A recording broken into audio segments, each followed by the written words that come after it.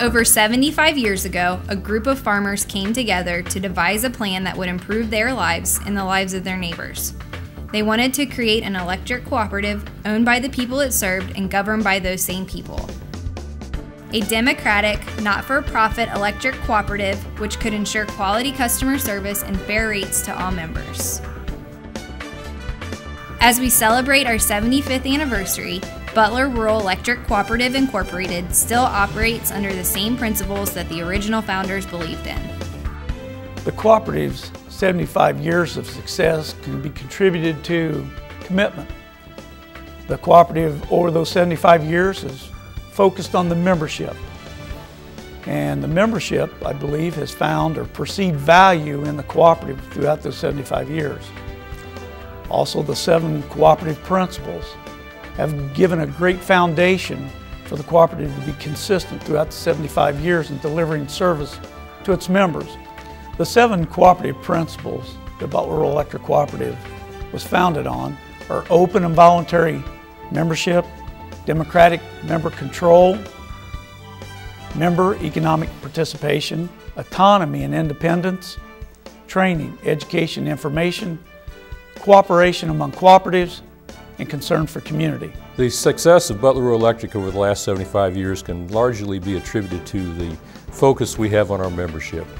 Our members are the primary reason why we are in business, to provide them with reliable and affordable electric service. On May 11, 1935, President Franklin Delano Roosevelt signed an executive order to create the Rural Electrification Administration. The purpose? To provide low-cost loans to rural areas for the construction of transmission lines and distribution lines. In October of 1935, a meeting was held at Hanover School to discuss the organization of an electric cooperative, and in January of 1936, 500 rural farmers packed Hamilton's YMCA for a second meeting. On April 4th, 1936, Butler Rural Electric Cooperative was incorporated. First officers were elected and Homer Andrews was named manager. A code of regulations was adopted, right-of-ways were obtained, power was purchased from Cincinnati Gas and Electric, and the cooperative began an amazing journey to bring electricity to homes in 4 rural Ohio counties. On April 2nd, 1938, Mr. and Mrs. Sam Bauer were the first to have electricity in their home. Within several weeks, 650 homes were energized. On April 20th, 1947, Everett Hoy became manager of the cooperative. His years of guidance and management paved the way for the cooperative's success. Mr. Hoy served the members of the cooperative until July 1st, 1973. In the 40s and 50s, Butler Rural Electric Cooperative began explaining the benefits of electricity and how to use it wisely to its members. Instructors gave demonstrations on cooking and lighting efficiently and effectively. As the demand for electricity increased and more homes were built in the territory, Butler's operations department and board members began to see the need for the construction of substations in order to handle the growth capacity it was facing. Substations allowed Butler's system to operate more efficiently and also greatly improved system reliability for members. This growing demand also had Ohio's electric cooperatives thinking about the need for its own generation source. Buckeye Power was a dream that the leaders of Ohio's cooperatives had, and after many years of brainstorming and hard work, it became a reality. Abiding by the 6th principle, cooperation among cooperatives, Buckeye Power now serves as the main generation source for all of Ohio's electric cooperatives. And somewhere in the 50s, Buckeye Power was formed to be that voice representing 28 cooperatives at that time in Ohio to try to make arrangements for power supply. And then, lo and behold, in 1960s, the mid-60s, Buckeye Power not only decided to move forward, the members of those 28 systems said, let's build our own generation. What are we doing now to provide for the future generation needs of our cooperatives? Well, it's always a challenge, as you know, just in the boardroom that you sit in, looking into the future, the crystal ball, trying to figure out how do we meet those needs on forecast. So we do a good job of forecasting. Buckeye Power itself which all of our members own part of Buckeye Power, so this is very important. But what we do is we look into needs. Today we have enough capacity.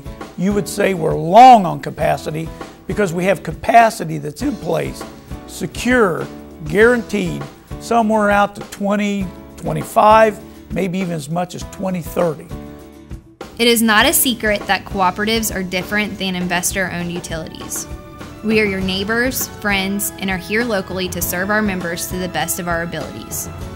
At the cooperative level, our primary focus is to be of service to our members. It's putting the members first. The cooperative movement back in the mid-30s was about providing electric service to the rural areas. In the 80s, the cooperative continued to educate members on energy efficiency, not only to save the cooperative money, but also to save the members money on their monthly energy bills. The cooperative began pilot projects to investigate geothermal and encourage members to use air source heat pumps to heat and cool their homes. In 1995, Butler Rural Electric moved its office from Hamilton to Stillwell Beckett Road in Oxford in order to be in a more central location to its members. In 1998, Butler Rural Electric Cooperative aligned with Touchstone Energy, a nationwide alliance of more than 700 consumer-owned electric cooperatives. Touchstone Energy cooperatives collectively deliver power and energy solutions to millions of members every day. The Touchstone Energy 4 core values were established that speaks volumes about the cooperative's purpose, its focus, and its commitment. Part of the cooperative difference is democratic member control. The cooperative is governed by the Board of Trustees, and each trustee is elected by the membership. Well, the role of the Board of Trustees over the 75 years has been an evolving process. Of course, initially, back in the 1930s, their challenge was to organize the membership, to sign members, and to get the co-op off the ground.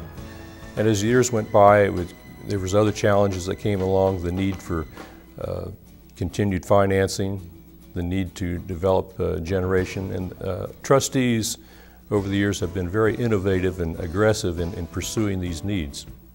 The future role of our Board of Trustees is to be responsive to our members as the demographics change.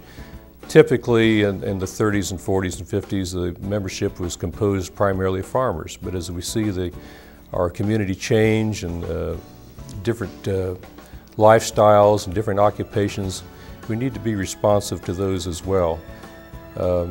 Initially, as I said, the original board was probably mostly farmers, but now our board is very diversified. We have several different types of occupations and of people on our board. So that's going to be something we have to keep in mind as we go forward, that to be responsive to how our membership is changing.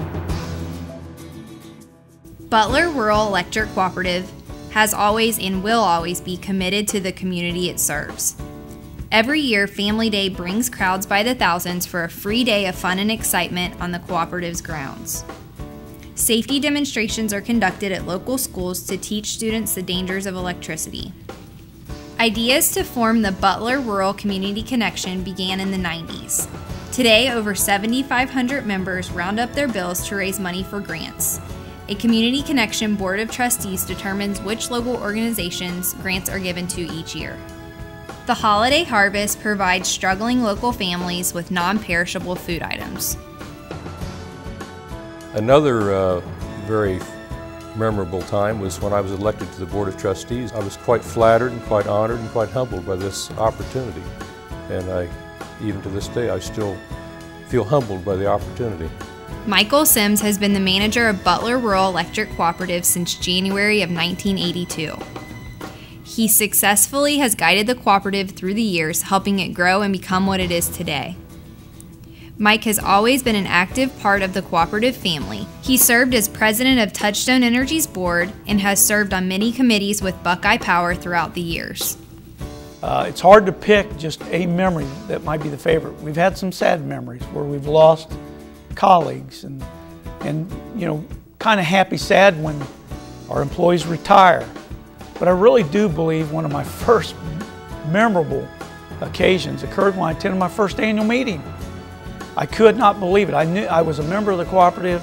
I became an employee of the cooperative, and when I attended my first annual meeting, I realized that I had joined something that was a lot bigger and greater than I had even thought. It was more than just a job. It was a life.